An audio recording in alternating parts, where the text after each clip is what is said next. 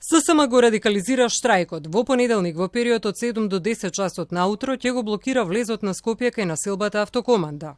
Ќе бидат пропуштани само возила на итна медицинска помош, полиција, возилата на армијата и пожарна. Незадоволството на работниците од јавниот сектор е огромно и поради тие причини Сојузот на синдикатите на Македонија продолжува и преку други форми на синдикален притисок. Незадоволството да го изразува на улица. Јасна порака до пратениците, велат од ССМ, кои не го изгласа амандманот во кој се содржани синдикалните барања. Додава дека работодавачите треба да ги следат одлуките на дел од општините, каде што штрајкот успеа и работниците ги добија бараните 2806 денари. Денес имаше само едно столче пред Министерството за финансии, наменето за министерот Фатмир Бесими.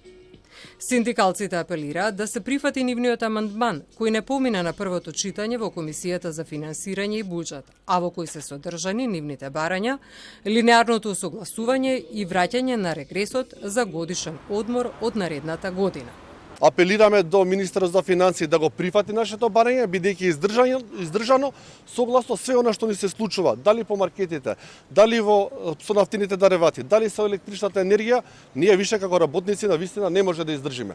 Ако се покачи струјата од 1.7, на вистина е потребно и платите да растат од 1.7, ако не се зголема од 1.7, им се заблагодаруваме на сите што не поддржаа, а декларативно сите зборат дека се за работникот, ние ќе си го чекаме покушувањето септември од 18,4% согласно законот.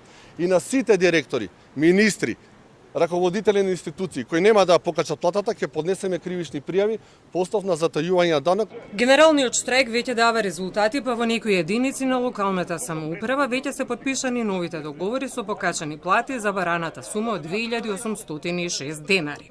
Од ССМ повторија дека согласувањето ќе го чини буџет од 30 милиони евра, од кои голем дел ќе се вратат во буџетот, но и во стопанството.